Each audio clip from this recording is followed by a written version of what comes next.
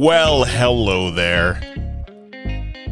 Thank you for listening to 15 Minutes with Fuzz. I am he. Fuzz Martin, thank you, and welcome to the show. We're on the 8th official episode. And today we're getting a sneak peek into all of the great things going on in West Bend. Because on today's show, we're speaking with West Bend City Administrator Jay Shambeau. Now, I didn't ask him during the interview, but he did assure me after the interview that barring any unforeseen circumstances, the 7th Avenue construction in West Bend will be done in October. And selfishly, as a guy who works off 7th Avenue, and with Highway 45 North on-ramps being shut down, I was most certainly happy to hear that, because that means I can take D up to 45. So, here are 15 minutes on the great things going on in West Bend with Jay Shambeau.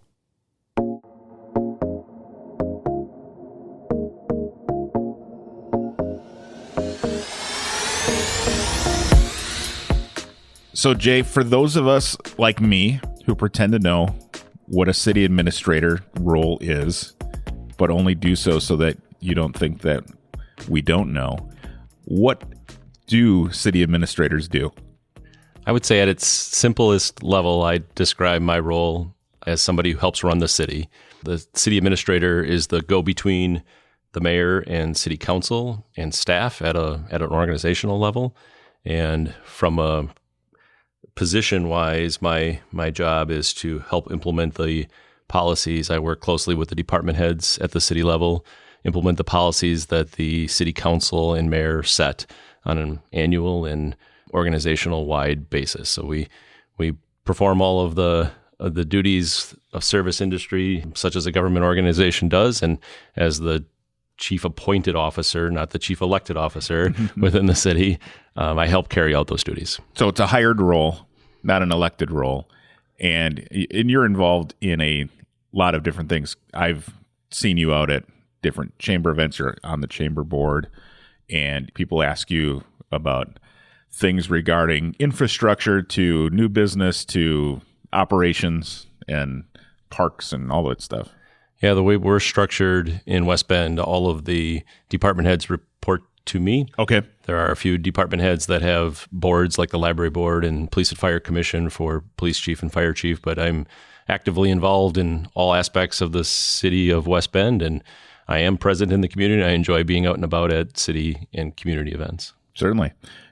How long have you been in this role at West Bend? 5 years. 5 years, okay. Well, we're glad to have you, and thanks for coming on the show today. Yeah, thanks for having me. Over those 5 years, we've seen a ton of great changes going on and improvements happening in West Bend. There's something always going on, which is great. And at a city of this size, it's kind of expected. But our agency, Epic Creative, has been involved with a number of projects along the way in some sort of fashion, helping with idea generation at the Riverwalk to, small sponsorship role at the Regner Park Beach House.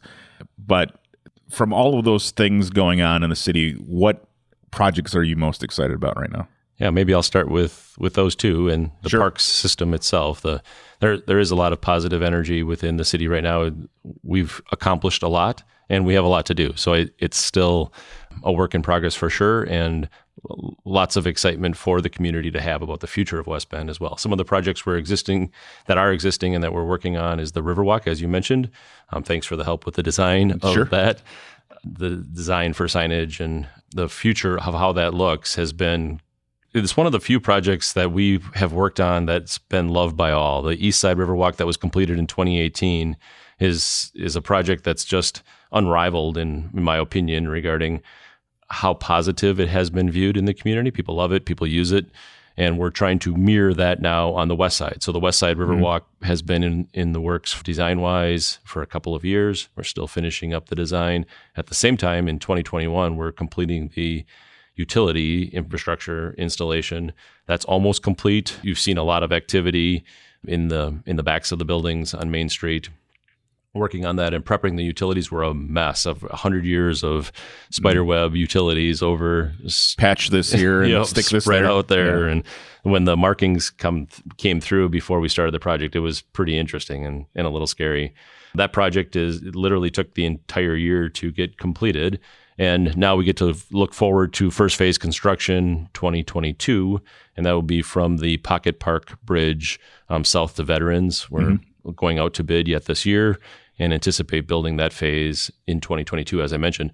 Concurrently to that, because of the HKS brewery project, the district that's coming in, that TIF district is able to generate enough funds to fund a Riverwalk improvement in front of their building. So we're calling that phase 4. Okay. And that'll be kind of concurrent with phase 2 Riverwalk construction. So in front of the HKS building and all the way to the skate park, if people know where that's located, that'll get a facelift.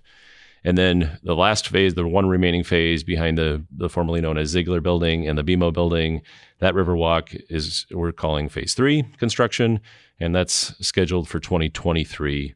And again, the funds in large part for that project are being generated by the TIF, the new district. Sure.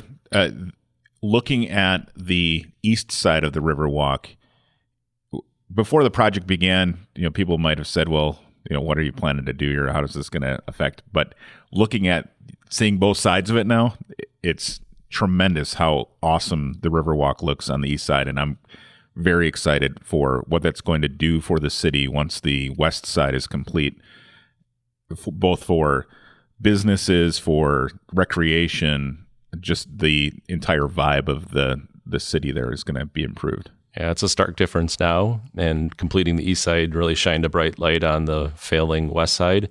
And I totally agree. We're anticipating businesses refacing some component of their business towards the Riverwalk. Some are already talking about upgrading the backs of their buildings and calling them the fronts of their buildings. And right. That'll be exciting. Yeah, very, very much so. And speaking of the district, I was amazed. I didn't realize how far that went back. And then yesterday driving through, I saw someone taking a sledgehammer to a door jam at the building. I think the RT Speed Shop used to be at that end of it.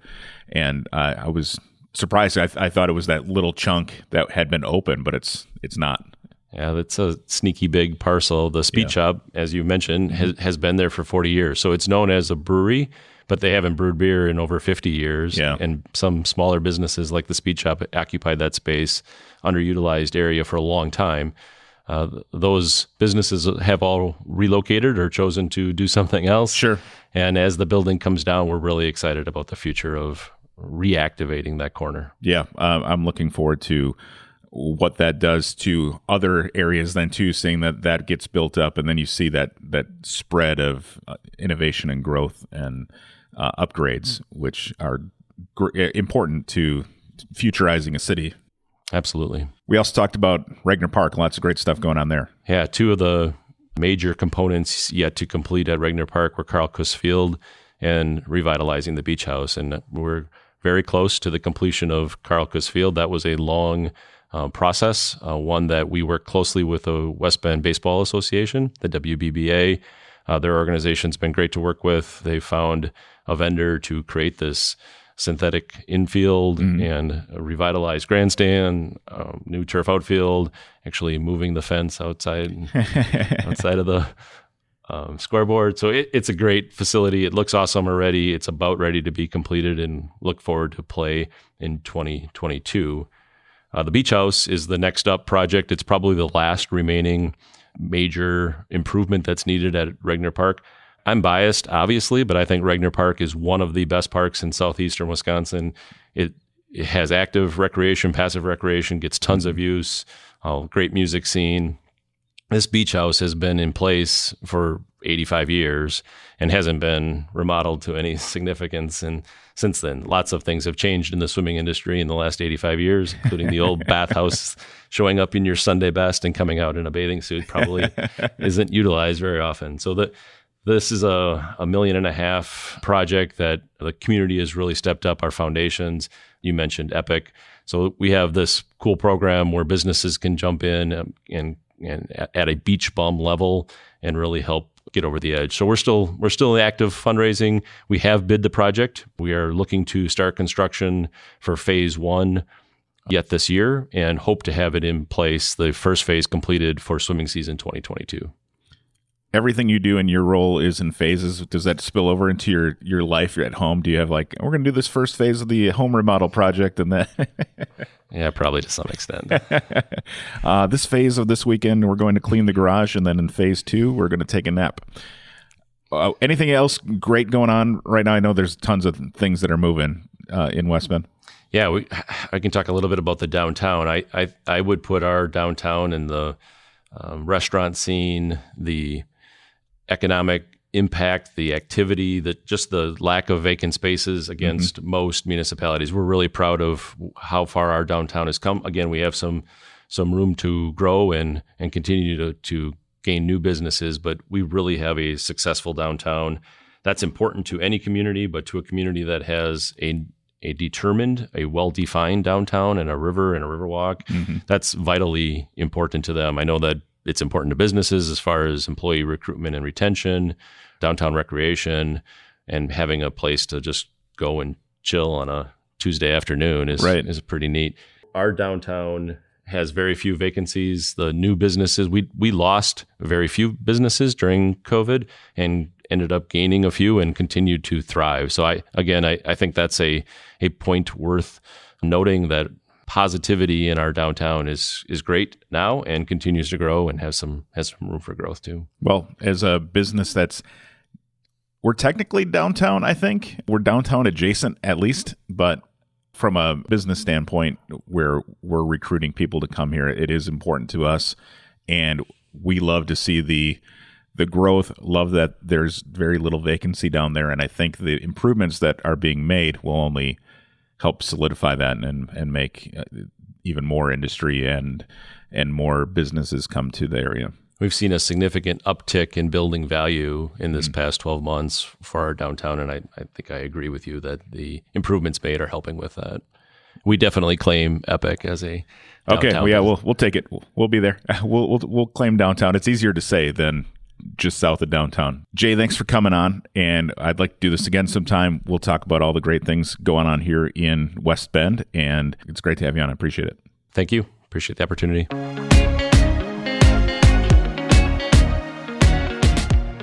Well, there we go.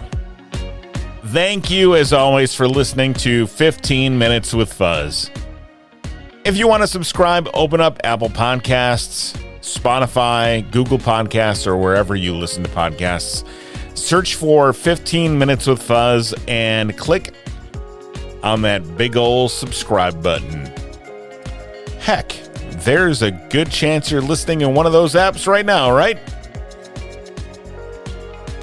You can also follow the show on Facebook, Instagram, and Twitter by going to the handle 15 with Fuzz. Or you can go to our website, my website, 15withfuzz.com. I have new episodes each week, and I really appreciate you listening. Thanks so much. And we'll talk to you again very soon on 15 Minutes with Fuzz.